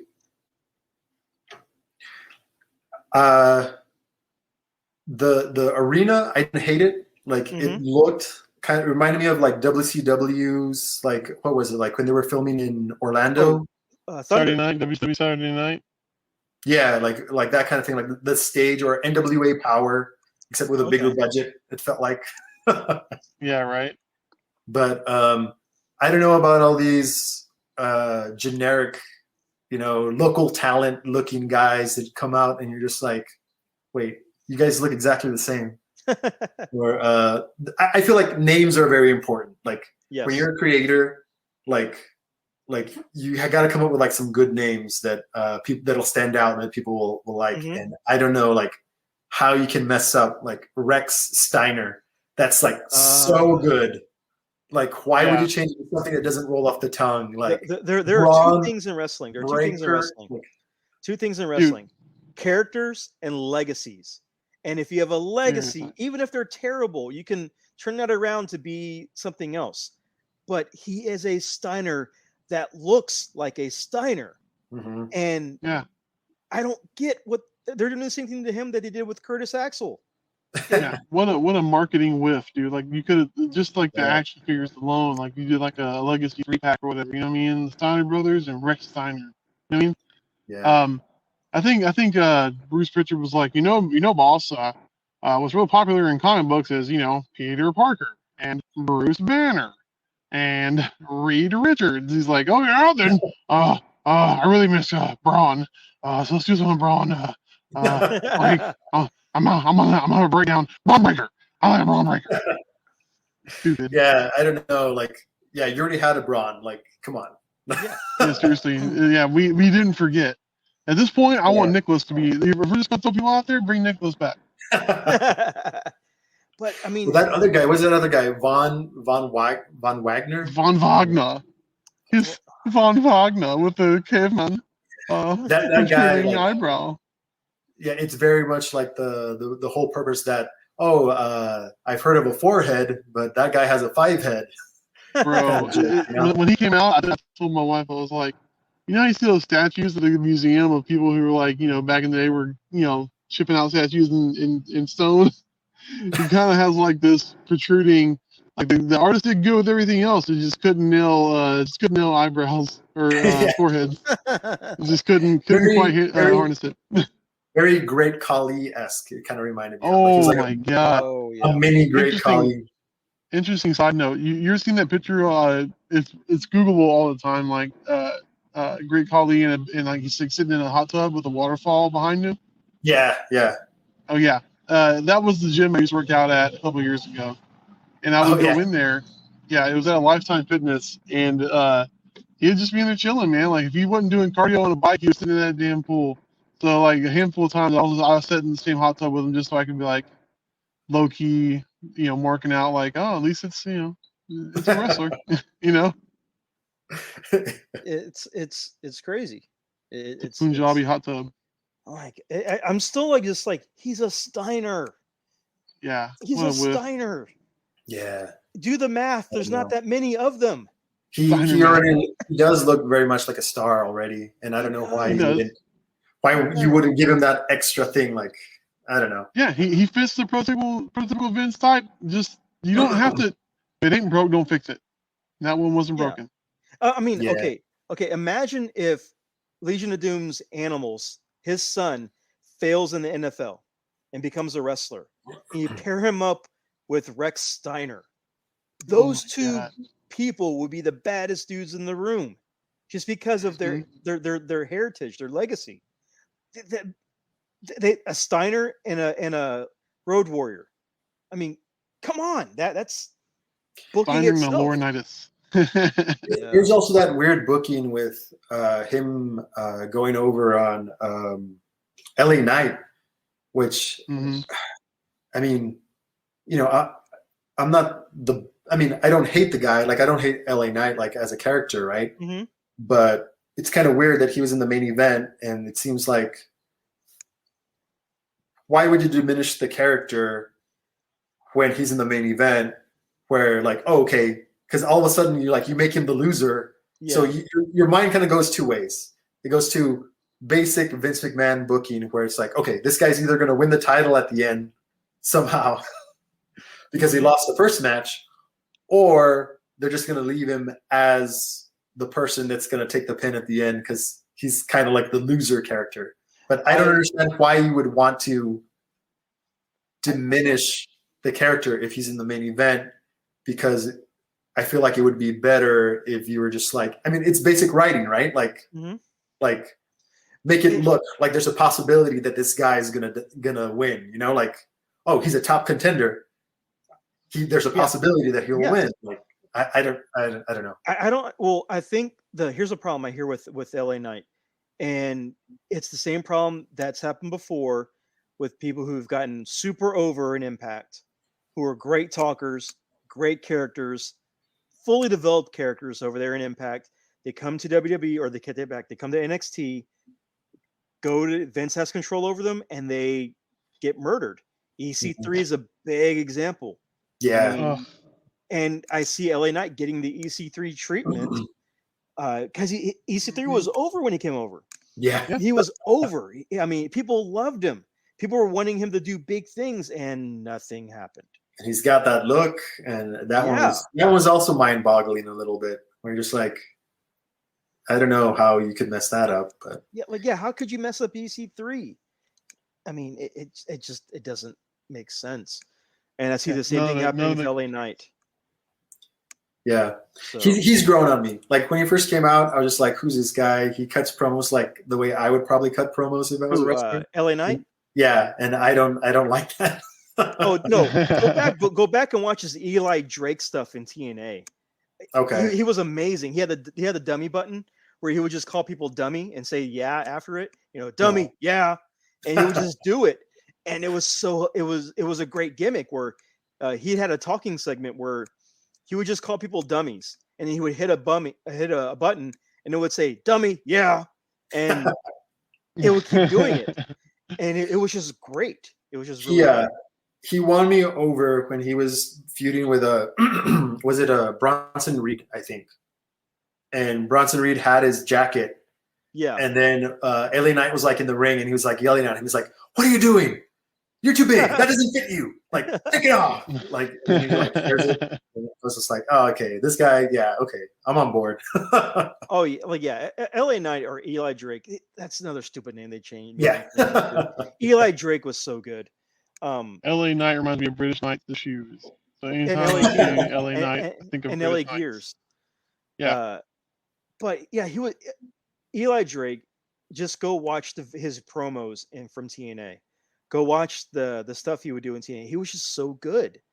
and he comes to NXT. I was excited when he came to NXT. I'm like, great, he's there.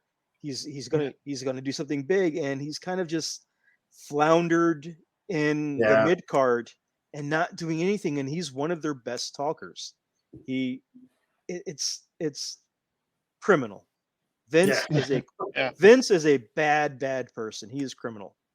So I think I actually might be done with like NXT, and it's sad to say, like it is. That was the show.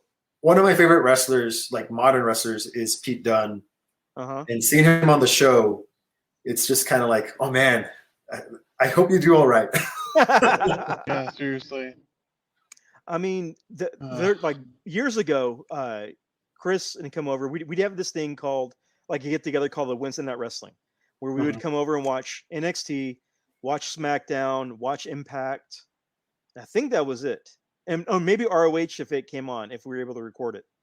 And we make like a 5-hour wrestling block of just watching wrestling every Wednesday night because of NXT.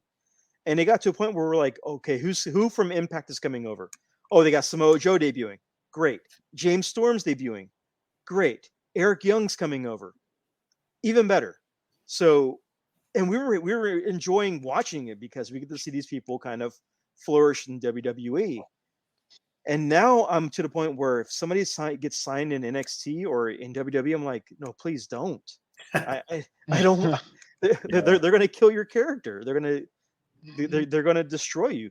I mean, Jonah, aka Bronson Reed, I thought he was great. Then he got then he got that stupid DJ Khaled haircut, and I'm like, what the hell happened? And how can wait a minute? How can Bronson Reed lose to Cameron Grimes, somebody who's like a quarter of his weight? Doesn't make sense. I always liked his name too, like Jonah. Like, what was his name? Jonah Rock. Yeah, Jonah Rock. Yeah, I liked his name also, like his original name. But yeah, I mean, some of these people already have great names coming in, and I'll admit some of them did need new names. They needed it, but others didn't. I mean, Kenta didn't need a new name. Kenta was that was it. I mean, you heard the name Kenta, you knew somebody was going to get their head kicked off. So, are you guys watching NXT UK? I haven't watched NXT UK. I haven't watched it. Admittedly, no, but I want to. I need to make a concerted effort to watch it because I know it's going to be good. I would say it's the best show that they're putting out like right now. It's. I mean, it's not. It's not. You don't have much choice. It's not original NXT, but the thing I loved about the original NXT is that it all happened in this microcosm of wrestling where everything was wrestling. Yes. Like whatever happened that wasn't in the ring, they were in back training. They were, they were in the locker rooms. Everything happened within the wrestling realm. Yeah. And this new NXT, it's, people going to restaurants, people having weddings, people, like all this other stuff. Yeah. But I mean, one of the best lot of good stuff. Yeah, I mean, one of the best feuds was Undisputed Era versus Sanity. That was a great feud. Yeah, that was awesome. There's a lot of good stuff happening on NXT UK that I've really been enjoying. Like, I feel like they don't put the that. Maybe Vince isn't paying attention. Because there's a lot of cool stuff happening on there where like there's some of my favorite matches have happened there. Like, okay. Well, Walter's there, and Walter's been like killing it over there for a while. Man, that Walter Dragunov match, the first match. I saw that. That was a freaking barn burner. There's him against Rampage Brown happened a while back, and that one's also just like two big guys just kicking the crap out of each other, and you're just like, man. Yeah, there's Mustache Mountain is there too, and I like those guys a lot, and they've been having like some pretty good matches there too. Like they are awesome. They're pretty good. Trent Seven against what's his name? Eddie Dennis. He's this. I don't know if you guys know who he is. He's like this tall, skinny guy. but they had this steel four corners match where they took off the turnbuckles of all the they took off the turnbuckles and they left them exposed. And it's kind of like a hardcore match. Yeah. And they were doing like some crazy stuff, like Eddie Dennis would pick him up like for a razor's edge on the outside, and he tossed him onto the ring steps. And you're like, oh man, like, and then Trent Seven does a burning hammer through the announce table, and it just looks like, oh, man, like that. And yeah, they're getting away with like some pretty cool stuff there. You guys should check it out. Okay, that's what it might be a little weird with like the newer stuff because there's still no crowd. Really? Oh man, yeah, okay. But they still have like some really good matches. Okay. That Tyler Bate Elite figure is one of the things I wanted to get. I still haven't gotten that as a wrestling figure collector, and I would love to get a Trent Seven and have a Mustache Mountain set. Yeah. I've been waiting for them to do a Trent Seven, and they still haven't done one yet. Yeah, they haven't yet. Yeah, just give it time. Just give it time. So as we're talking about this, I have to ask, like, what is your top 3 current favorite wrestlers? Like current active, not active wrestlers. Top 3. Top 3 right now. Who do you enjoy watching? You watch the show, you see them. British Strong Style right now. I have yet to see a bad match with those guys. Okay, they're probably at my top right now. Like Pete Dunne, Trent Seven, and Tyler Bate. Like I've enjoyed all of their matches. A lot of my favorite matches, like modern favorite matches, are with them in it. With them in it. Okay. Yeah. Fair enough. All NXT UK. That's cool. That's fine. Except for Pete. He's in the regular NXT 2.0. So I'm just gonna say, once you start watching AEW, that answer is gonna change. It's gonna change. Okay, got it. So I got it. Do you even watch any of the New Japan stuff? I used to watch that like regularly, but it's kind of, it's not as exciting anymore. You might want to jump back into that because since the quarantine, here's what's happening because Japan got kind of cut off from the foreigners. So what's made things interesting is how they had to reshift a lot of the factions. Okay. Because of that. So Bullet Club had for a while a new leader who not only won the middleweight belt, also won the heavyweight belt. With Evil from LIJ, he became the leader of Bullet Club while in Japan. So they had that feud, then when the quarantine started going down with Japan, GOD started coming back, Jay White started coming back, all that started kind of going back there. Now you have sub-factions within Bullet Club now, where it's gotten to the point where you've got Bullet Club Firing Squad, which is all the Tongan members of Guerrillas of Destiny, and Jay White and Haku and all of them. Now you have Bullet Club House of Torture, which is Evil, Show from Roppongi 3K. He dropped his partner and beat him up and joined them. Yujiro, the Tokyo Pimp, is not part of House of Torture. Okay. And Dick Tongo is also a member of House of Torture. And the House of Torture is more of like pretty much it's like the corporate ministry of Bullet Club. Oh, okay. Where they're evil or like a little bit more evil, but not like gothic looking. They're more like professional evil, like not like gothic looking. Oh man. Yeah. Well, Evil got rid of the guyliner. Evil got rid of the druid mask and all that. He just comes out there and beats people up, wrecks shop, and then leaves. Okay. And so you have that. You have Ospreay and his faction, but because Ospreay's been injured, Jeff Cobb's been taken over. So Jeff Cobb's been running shop over there. Oh, I love Jeff Cobb. And Cobb's been running through everybody. He's been, he's the Bronson Reed of New Japan, but actually winning matches. So you have that, and it's just LIJ versus Bullet Club versus the Kingdom, or not Kingdom. Is it the Ospreay's group or whatever that group is? But definitely get back into it because it's worth watching now. How's Suzuki Gun doing? Well, if you watch the AEW, you find out. Well, I know that much. I know that he's fighting Moxley. Suzuki Gun, it's, to be honest, it's in shambles because Suzuki's over here in the States. Murderhawk's in the States. Right. Pretty much half their team is in the States now. So okay.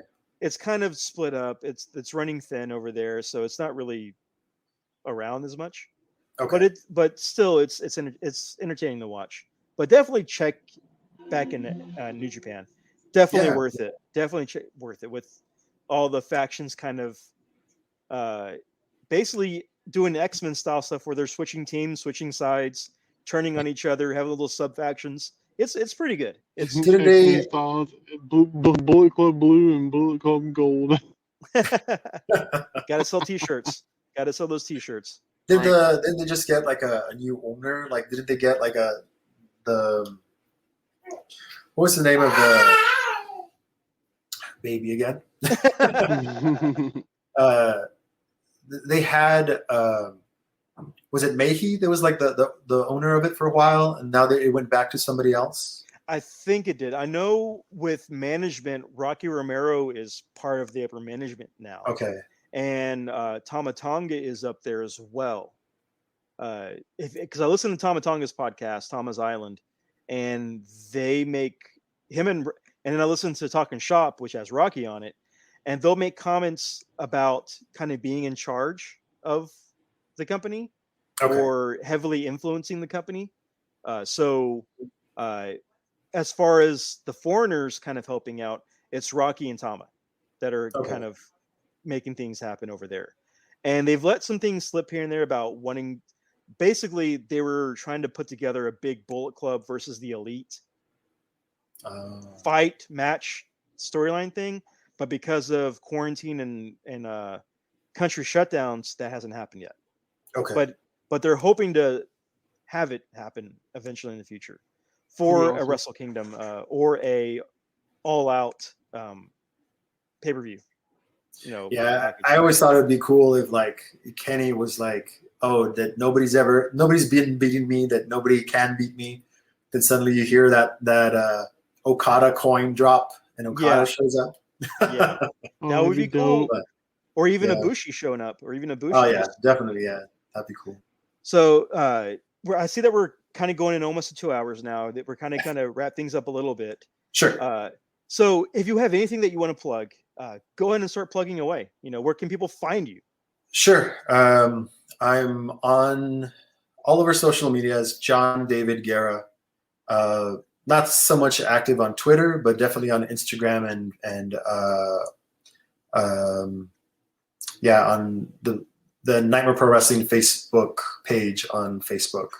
Okay. You can see, you can read the new rendition of Nightmare Pro Wrestling at nightmareprowrestling.com. The whole comic book is up there for you to check out. Mm-hmm. And hopefully the trade will be coming out soon. There's a little ad there that says soon, coming soon. So, so hopefully that, and I'm currently also working on the next trade that we're going to be putting out. Okay. And that's pretty much it. Oh, that's awesome. I know you have a TeePublic store because is it Redbubble or TeePublic? It's a Redbubble. It's Redbubble. Okay. Yeah. Forget TeePublic. So you have Redbubble, a store. Because I've bought one of the Nightmare Pro Wrestling shirts from there. And I bought one of your Cease and Desisted shirts from there as well. Oh, right. the old Invasion of the Astro Monster shirt. Yeah. But I'll post a link in our description so people can go to your Redbubble to buy your cool merch, your artwork that's on merch to check out. We also have some newer shirts on the website of Nightmare Pro Wrestling. It has like the newer design on it and everything. You know, I still have that original in Nightmare Pro Wrestling logo that I'm never going to get rid of. Oh yeah. Because whenever people start wearing the new stuff and be like, yeah, I'm OG. I'm sure as artists, you guys look back at your old stuff and you're like, ooh. Sometimes. I'm not gonna lie, I do it sometimes. I look back at the old flyers I used to do for like Booker's show, and I'm like, oh man, what was I thinking? What happened? I tell people that collect it, they're happy to have it. I'm like, hey man, if you're happy, I'm happy. Right. So again, thanks for coming on, John. It's been great having you on. Yeah, thanks for having me. Great talking It's been a lot to of you, fun. especially about wrestling and all that. And we're going to have you on again eventually, especially with some things that we got going down in the future. So if you've made it this far in the show, give yourself a pat on the back. And, Also, what's wrong with you? Yes. Yeah, and also, what is wrong with you? Why? Hobby.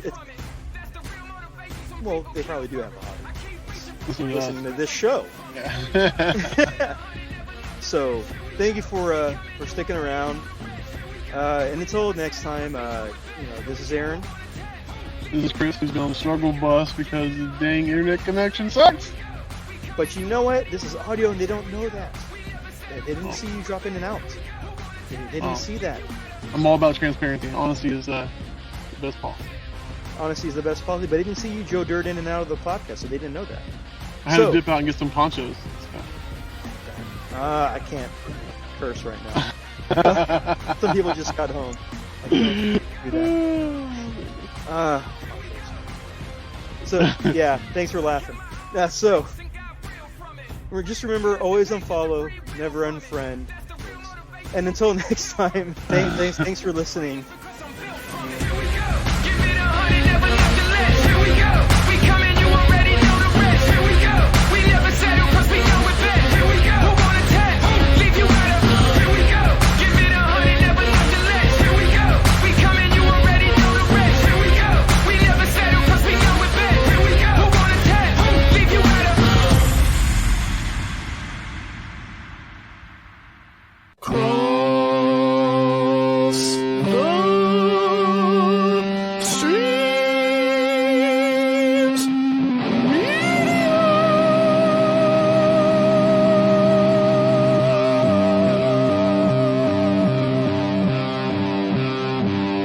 This has been a Cross the Streams Media Podcast.